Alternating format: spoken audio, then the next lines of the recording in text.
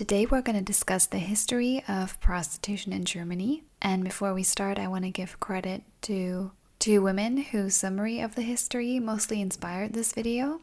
One of them is Dr. Rahel Kugel, whose dissertation I've mentioned in other videos. If you speak German, it's really worth reading. She goes through the history of what is today known as Germany and then moves on to analyzing the 2002 law and its outcomes in great detail. And the other source is Manuela Schon's book Ausverkauft. This one too is also only in German. I'll link them down below for the German speakers. Both texts unfortunately not available in English, but that's what I'm going to try and do and summarize it for you in English. Because people often ask, why Germany? Why do we have such an exploded sex trade? And is it just the law of 2002, or is there something going on with the German psyche or something? I've been engaging with this issue for 7-8 years now, and I'm not entirely sure what all the factors at play here are. But I think we can come to a much closer understanding if we look at, basically 1,500 years of history of legal prostitution in Germany. Because prostitution was not made legal in 2002, but to varying degrees has been tolerated, even celebrated, in what is today Germany for centuries. So we're going to begin in the Middle Ages, which I know is a very long time span, but I'm going to have to make some broad generalizations. Of course, the various kingdoms and duchies and whatnot that made up Germany during that very long period all had some variation in how they treated prostitution, but in general, it has to be said, for a very long time, the practice of prostitution, brothel keeping, selling sex, and buying it was permitted, taxed, and regulated. Not just in Germany, but basically all over Europe. And there were specific districts in city where these brothels were placed. And as it was embedded in the culture, it was frequently seen as a rite of passage into manhood for men to use brothels. So quite a number of men had their first sexual experiences with a woman in a brothel. The records that we do have show that permitted starting age for sex buying was sometimes as low as 14. Now we know, of course, that there was a fair amount of child labor in lots of places throughout those times, that a lot of young people were fast-tracked into adulthood. And it's just helpful to keep in mind that this included this aspect of sexual culture. So, what was life like for sex sellers, for the women in prostitution? So it was quite common that there were dress codes so that they would be easily identifiable, right? So we already have them segregated in certain areas most of the time. Now they're segregated from society even more. If we look at some examples, in Frankfurt in 1488, there's one source that talks about how this dress was specifically set out to make women look degraded.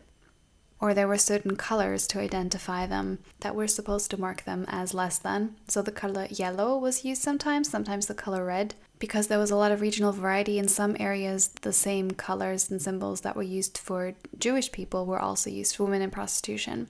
But a lot of people confuse these dress codes for women being organized in guilds. And that's a claim that goes around a lot, that women were in guilds and they went on strikes. And I tried to find out how much truth there is to that claim. And my understanding of the evidence is that that's a romanticization of the past. A little recap, a guild, well, for the most part, they were patriarchal systems. They were systems by which male tradesmen could decide who could or couldn't become a member of that particular occupational class, who could carry out this specific craft and who couldn't. And you needed a license, let's say, to become a smith. And what guilds did historically was they excluded women. Sometimes widows or daughters were allowed to continue the craft workshop of their husbands or fathers, but mostly this is a patriarchal system. And at least the evidence for the Hansa area suggests that while, yes, there's always been some organization in terms of prostitute women finding each other, supporting each other to a degree, let's say in childcare, for example, there wasn't some kind of mass organizing into guilds. The same way that today there isn't mass organizing into labor unions. That's just not how prostitution works. It's not actually an elite club that you can bar anyone entrance to. It's very difficult to organize people who are constantly moving, which a lot of women in the sixth trade are, right? Moving from city to city. That has a long-standing history. And also the high competition amongst each other. People love to misunderstand me. I'm not saying that women in prostitution were or are unintelligent or they're all always fighting each other. But the system is vicious enough that mass organizing is not a historical phenomenon nor a modern one. The vast majority of the population was impoverished back then, so poverty was a pimp, but flesh and blood pimps definitely also existed. There's lots of records of brothel keepers and how they kept tight control over women. And also, there's nothing new about how some governments, especially local, like city councils today, and then worked hand in hand with these pimps and decided, right, we'll tolerate your trade as long as you stay within the boundaries of the red light district, as long as you don't come out and bother us on church day, these kinds of things. And why was this happening? Well, there were commercial interests, right? Same as today, brothels do attract visitors, medieval markets and trade fairs, and modern trade fairs. Male tradesmen like to go to brothels together, always have and continue to do. That's not to say that, again, every woman was completely downtrodden and everyone was under control of a pimp, but prostitution back then would have been even more dangerous than it is today, very least in terms of the health outcomes, right, as there was no protection from unwanted pregnancy. There's some stories of women using herbs. There would have been some knowledge around how to have an abortion, but still the medical situation would have been significantly more desperate than it is today, and it's still pretty desperate today. Lots of women getting ill from STIs, suffering the symptoms and consequences and early deaths because of this. And depressingly, one of the things that protects you from an unwanted pregnancy is an STI that makes you infertile. It's probably the presence of STIs, even though they weren't possibly quite as understood back then, that also made these women a subclass that it wasn't all that easy to move out of. And furthermore, the idea that women in the sixth street are some kind of rape fodder is very, very old. I still hear that today in 2022, talking to basically random people. I hear it all the time. Prostitution protects from rape. Well, this isn't modern thinking. It's very ancient. Plenty of sources state that that was one of the justifications that medieval societies had for keeping the trade around, no matter how many lives it costs, how many women it made ill. And when it comes to theology around prostitution, Christian ideas around prostitution, it's actually quite ambiguous. It's not as easy as, well, society might have practiced it, but the church saw it as this earthly, sinful thing to overcome. For a very long time, the position was quite tolerant toward prostitution, basically viewing it as a necessary evil, right? So yes, prostitution is sinful, prostitutes are sinners, blah, blah, blah, but it is a necessary outlet for men. And this double standard of that women who marry, especially of the upper classes, where knowledge about male parentage is especially important, their virginity matters, but men do not have to be virginal and they can be sexually experienced. And how can you be sexually experienced? Well, you'll have to abuse women of lower classes. And we know there's a long history of men raping women who were their servants, but the other place to go was the brothel. The famous theologian Thomas Aquinas is often quoted around this. He compared prostitution to the palace sewer. So unpleasant, but very much necessary for the continuance of society. What could it look like in practice? This religious tolerance for prostitution. There's the famous example of the Council of Constance. This was a big council where European Christians were discussing about who was the true pope, because there were 3 at the time. They had to try and decide on just one, and also decide how much, in what way, to persecute heretics. It took 4 years to have this discussion amongst men. So tens of thousands of noblemen and clergymen all came to the city of Constance, and during this time, records say 1,500 women were recruited specifically to so-called sexually service those men. Midday, we're discussing who's going to be pope next, and in the afternoon, we're going to the brothel. Not a contradiction in medieval Europe. Moving on to the Renaissance, I think this is probably the time period where the ideas come from that Christianity as a whole, the church, is anti-prostitution, because reformers and Lutherans have a different view of the sex trade. They view the sex trade as aiding adultery and rape, and they say that sex itself is not sinful, it's good and it's natural, but within the boundaries of marriage. This is all very broad generalizations, but these were some of the new attitudes. This is actually good in the sense that it ended the double standard of not allowing women sex outside marriage, but allowing it for men. However, these new attitudes plus a fear of STIs that people are starting to slowly understand actually leads to systematic persecution of women. This is also the time that the word whore arises linguistically, and it doesn't just describe a woman in prostitution, but just a woman who has sex outside marriage or commits adultery.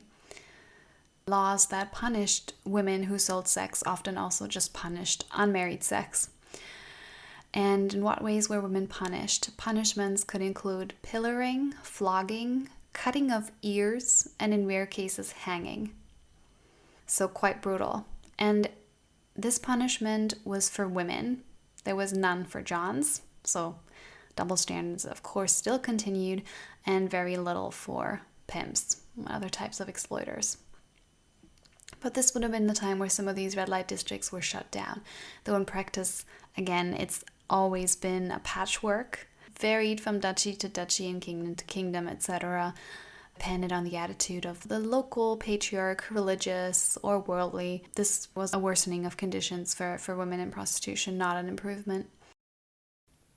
In the 17th/18th century, we see again some change. Laws are being softened a little bit. For example, in some areas now, it only punishes women who know they have an STI but still go out and sell and possibly infect somebody.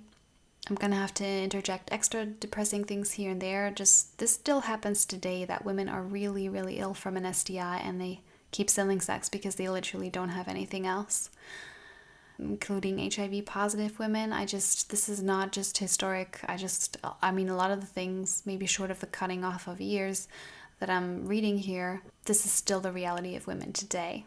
Oh no, sorry, I did actually check, and I think in Iran you can still be murdered by the state for selling sex. So that actually also still exists. But it's rare now, and it's not happening in my country for all our faults. Okay, so brothels in the 17th, 18th century are now operating more openly, but they are regularly being controlled by morality police. And brothel owners need a license. And technically, they couldn't force women, but there were plenty of ways to force women or to hide that you're forcing a woman. And really, this sounds a lot like today's laws.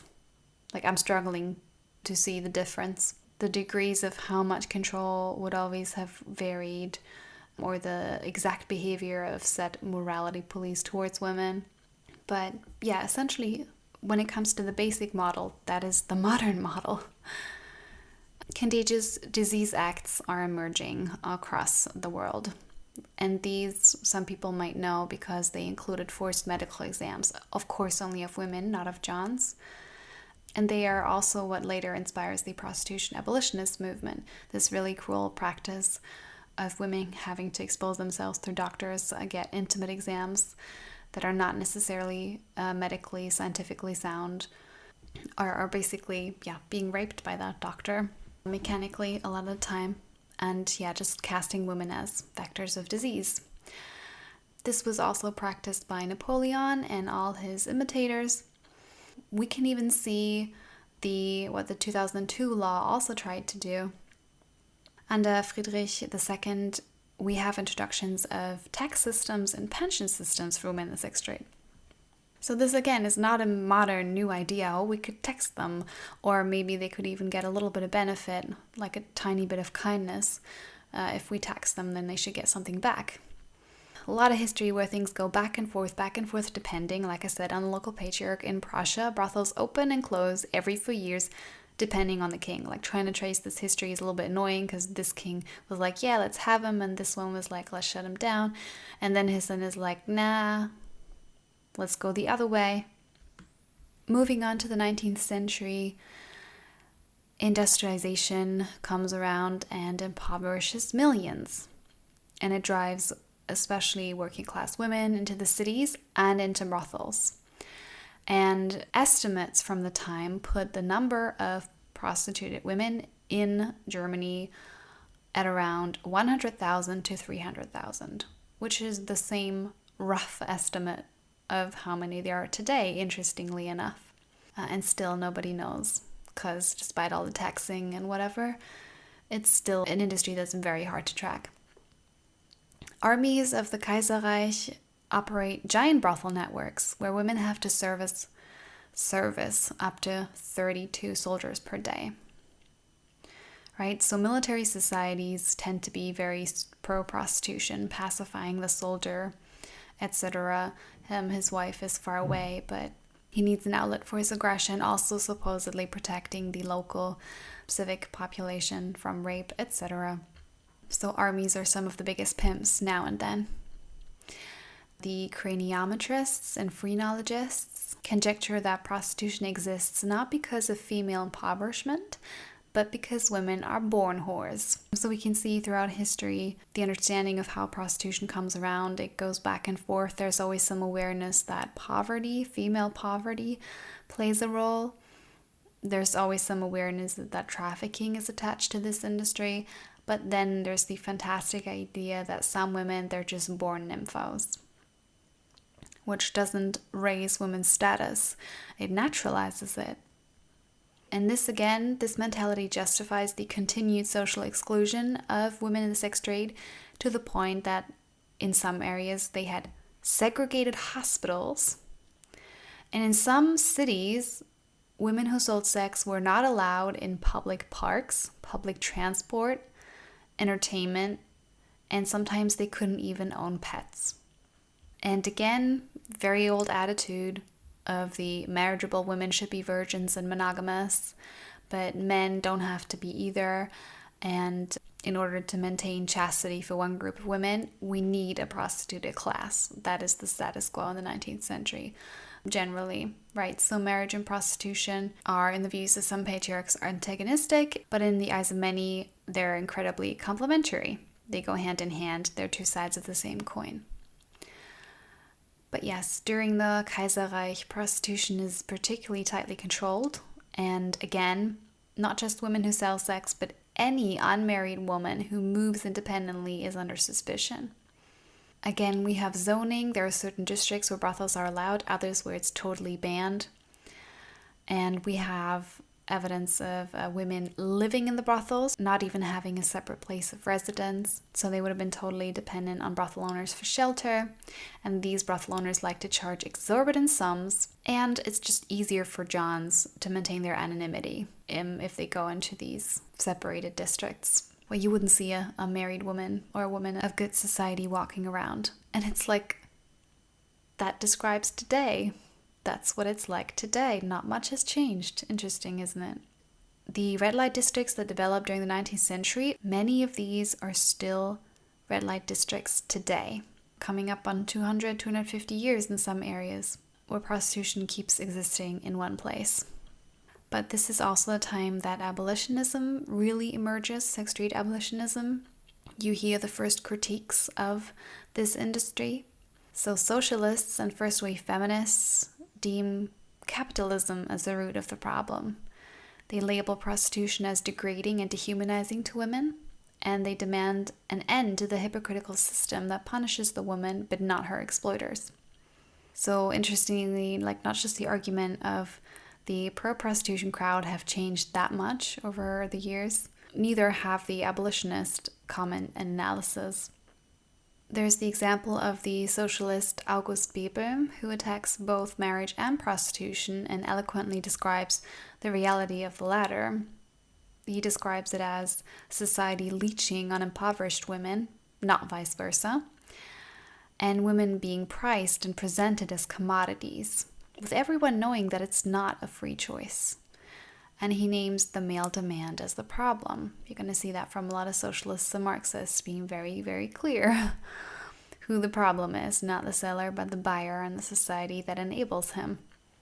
And there are a lot of notable figures during that time. If I have time, I might be able to do mini portraits of these women individually. I'll just mention them now if you want to look into them. It's an interesting coalition, women from various backgrounds. But of course, a lot of these would have been the more wealthier or educated women because they had the time and resources to do activism in this area. There's Gertrude Guillaume-Schack, Lida Gustava Heymann, Anna Papritz, Anita Augsburg, Katharina Scheven, Bertha Pappenheim. And these women were inspired, a lot of them, by the British pioneer Josephine Butler, who already in the late 19th century was traveling across Europe and commented that German men were particularly sexist. Interesting fun fact. And prominent supporters of the prostitution abolitionist movement included, because while there was a lot of women in it, there was a fair bit of support from men as well, included, for example, Albert Einstein and Martin Buber. Already in the 1890s, feminism separated into a more radical proletariat wing and a more middle-class wing that was slightly more tempered and tended towards prohibition on the sex trade. But still, abolitionism also had middle-class support, and this matters in terms of women of the first wave gaining a class consciousness and seeing how prostitution affects all women, degrades the position of all women. But I'm not trying to build some kind of idyllic view of this movement. There were significant blind spots, for example, around the issue of race, and also a reoccurring narrative of speaking about white slavery. But still, a positive thing to say, this movement owed a lot of its success at the time, for example, abolishing some of these contagious disease acts by overcoming political, religious, and national boundaries. I think this is a lesson for modern activists. You can't only make a movement with people who have all the same views as you. You're going to be diverging with literally every person on the planet. Yes, you have to figure out how much divergence is possible, but you're going to have to accept a fair bit if you ever want to make a coalition of a substantial size. So the first wave of abolitionism in Germany and elsewhere too included a fascinating mix of people: intellectuals, working class people, doctors, some clergy, feminists, socialists, pacifists, and some unmarried women that we know today lived in lesbian partnerships. And this movement was quite shocking to the public because it talked openly not just about prostitution, but all the adjacent issues, sex and rape and critiquing marriage. And especially a lot of female speakers faced even violent scrutiny, threats of violence and acts of violence, including from pimps and johns, who, today they hide behind women who speak about how much they enjoy the sex trade, but back then there would be literal street fights that they would be involved in, literally baying mobs of men, trying to stop abolitionist feminists from speaking, and even setting fire to buildings. Back then there wasn't yet a movement of sex trade survivors speaking, and again, I'm not trying to say that these were all like quiet victims and they needed feminists to give them a voice. People who talk all day about stigma could maybe just try and imagine what it would have been like back then to be the public face of prostitution, if it was hard for the non-prostituted activists. I know people get very, very mad if I don't mention women's agency. They were not completely passive. We always have throughout history evidence of mutual aid systems. That includes during this period where women were helping each other, and there were some who did speak out against societal hypocrisy, though, as far as I could find, anonymously. And there were the first systematic interviews carried out with women in the sex trade during the 1920s, and these spoke mostly about being incredibly impoverished and lacking alternatives.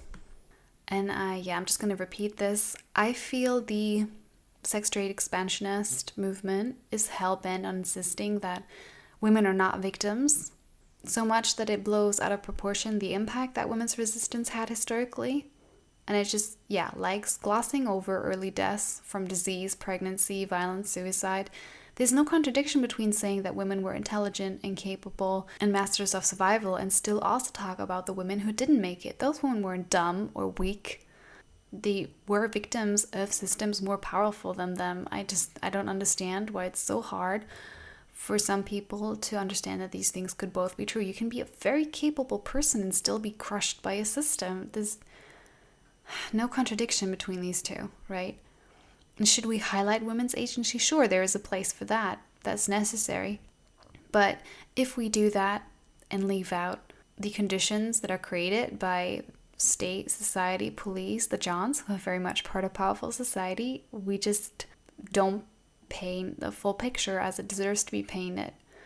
People are still going to call this video homophobic, I know. I'm sorry, I couldn't find any evidence of women back then saying, oh, this is the best job ever, I love it, it's so great, it makes me so happy, I have orgasms every day. I'm sorry, but that is a very privileged view. If that's you, that's great for you. But for a lot of women, it was a social death sentence and an early death sentence physically, emotionally. Anyway, the abolitionist movement had some success during the Weimar Republic.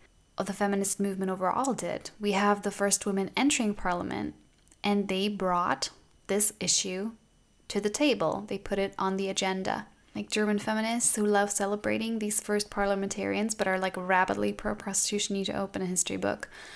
The basic act of selling sex was decriminalized thanks to abolitionists. Police controls were abolished. Brothels prohibited, but medical authorities still had some control, like getting rid of some of these horrible medical interventions was more difficult. Even more depressingly, these positive changes in the Weimar Republic only lasted 6 years. Now we're moving into the Nazi era, and it's just... I've been called a Nazi many times. Yes, I know it's the internet. That term has been diluted to all hell, which is depressing because neo-Nazism is very real. But if you accuse sex trade abolitionists of being Nazis, well, let me describe what you're accusing us of. According to the National Socialist mindset, a prostitute is inferior, antisocial, weak-minded, emotionally cold, and unwilling to do honest work. In the mind of Nazis, women in prostitution should be punished harshly, including, again, also all those assumed to be unmarried women who might have accepted a gift from a lover, anything that could be viewed as a transaction or amoral female sexuality outside of men's control. Feminists go in and then they depressingly conflate prostitution with independent female sexuality just because some independently sexual women were also punished under this law, and men call us all bitches and whores and can't tell the difference between rape and consensual sex. And so a large group of women who were all cast as prostitutes but might have had widely different realities of how that sex happened. You could be punished with imprisonment and even be put in a concentration camp. Abolitionists, feminists, pacifists, socialists, and of course especially Jewish organizers faced violent persecution from Nazis, and several activists fled the country. Some tried to continue but struggled.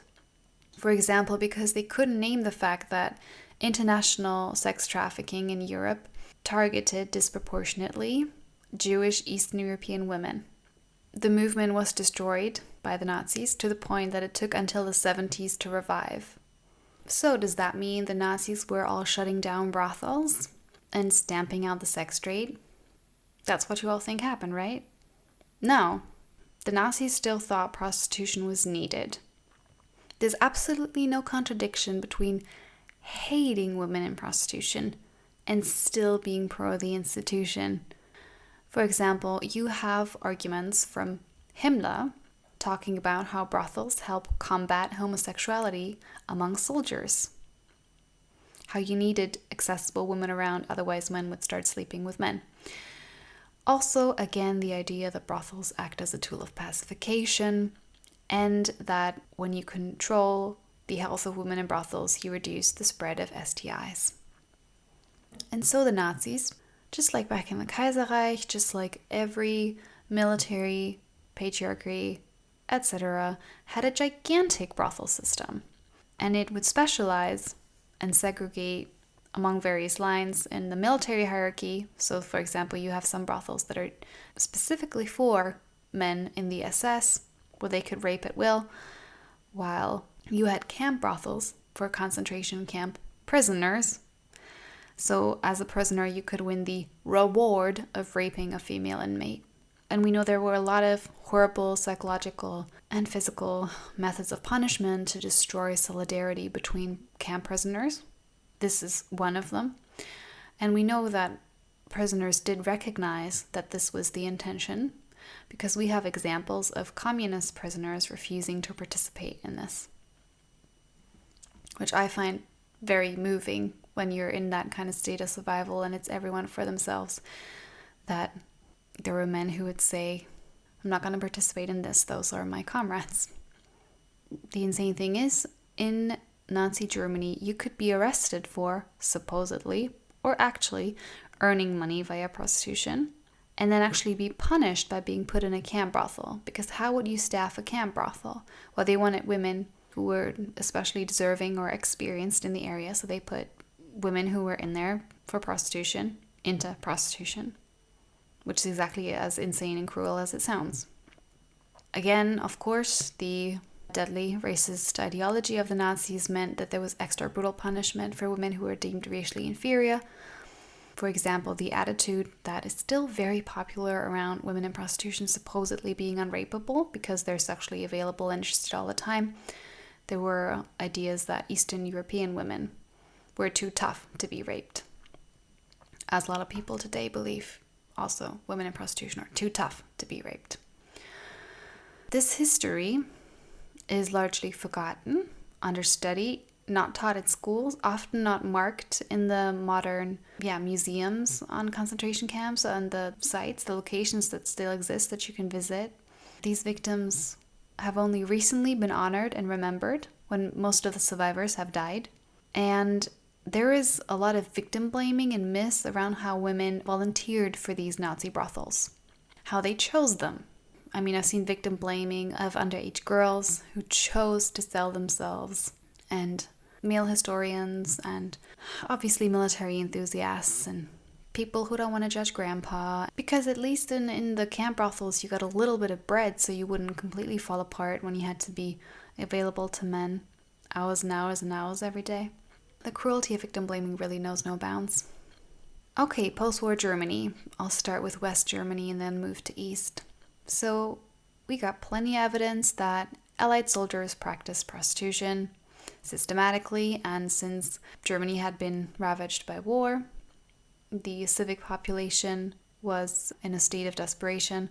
A lot of women had to offer themselves to survive. A little bit of a time jump, moving to the 50s, we see Germany slowly recovering, and a symbol of the time, a sex symbol of the time, is Rosemarie Nitribit. And I have a whole video about her, so you can go and hear her story. In the 50s, she was one of Germany's most famous, most successful high-class escorts. She moved in the highest circles, in big parties, going so far as to, according to rumors, involving chancellors, and she is very mysteriously murdered at a very young age, and nobody knows why.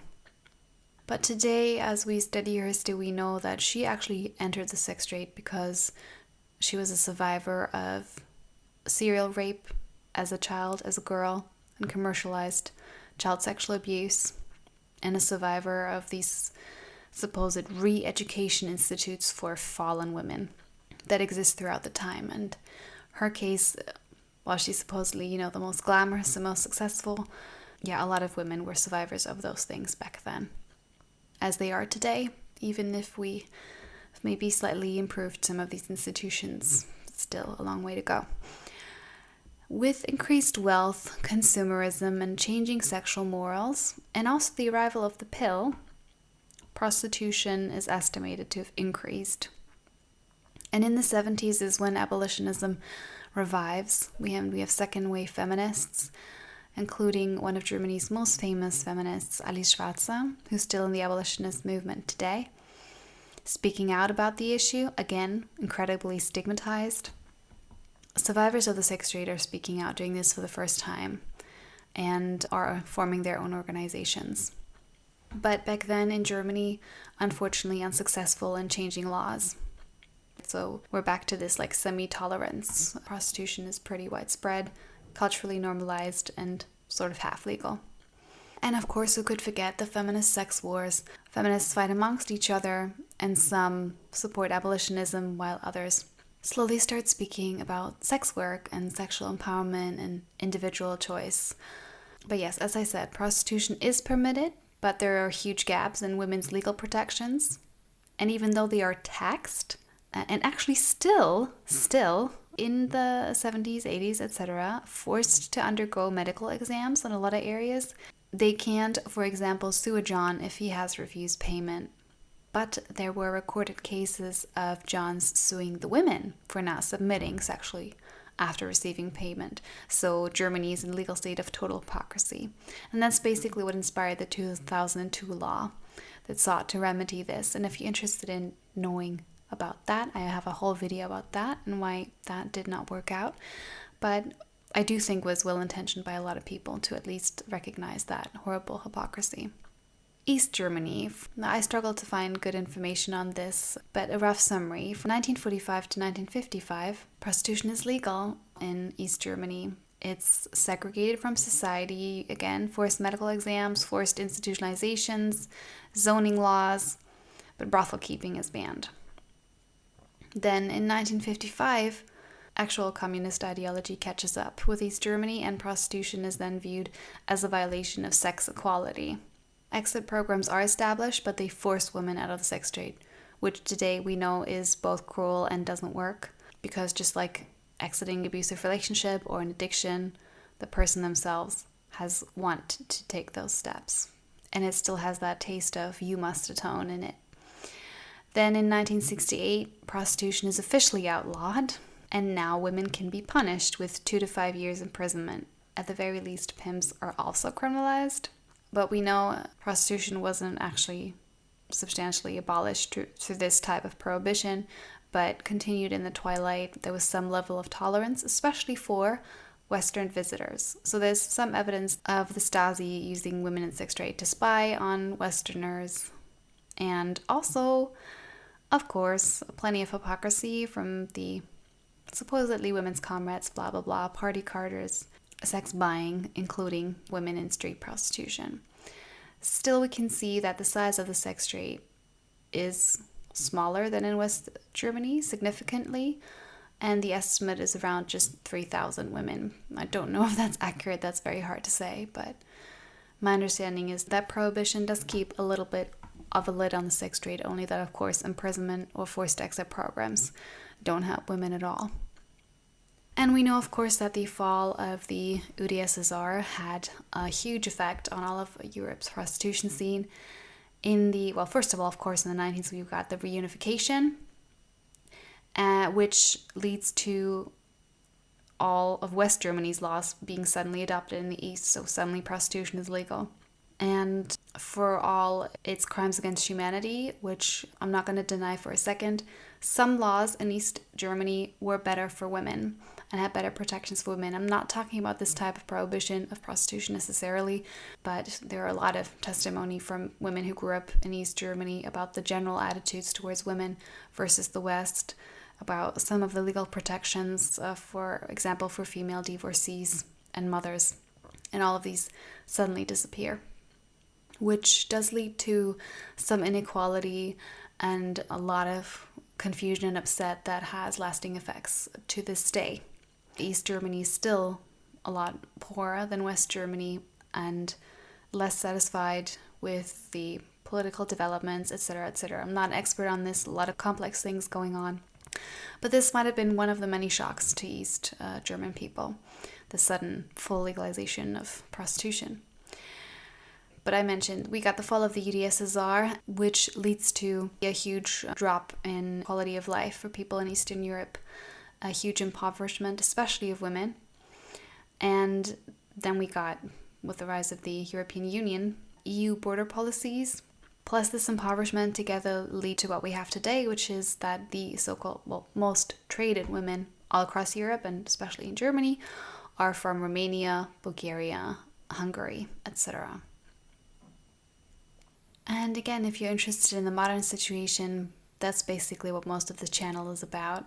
What happened with the 2002 law? What happened with the 2017 law? What is life like in a legal German brothel? I got videos and all of that. But I hope that this history lesson is helpful, that it busts some myths. For example, that, oh, Christianity says prostitution is bad and abolitionism came from Christianity. Now, it is true. I guess probably forgot to mention that a lot of activists in the abolitionist movement were Christian, just as they were in the slave trade abolitionist movement. And because most people historically in Europe were Christians. But yeah, it's worth looking into the first wave of abolitionists, a lot of their ideas and writings. Depressingly, reading a lot of these texts, you think that exchanging a few minor facts, they could be talking about modern times. Still facing the same attitudes from the public. This is not to give up hope necessarily, but progress isn't linear, as I outlined. Sex selling used to be fully decriminalized in Germany for a very short period of time thanks to abolitionism. It's not today. There's lots and lots of rules that women have to stick to. But I think we can learn something from this historical campaigning. If we can prevent a major move to the right, which is of course currently very scary because as I'm recording this, really right-wing nationalist parties won in Italy, and they won in Sweden, and these parties are very much not abolitionists. You can call us neo-Nazis a million times more.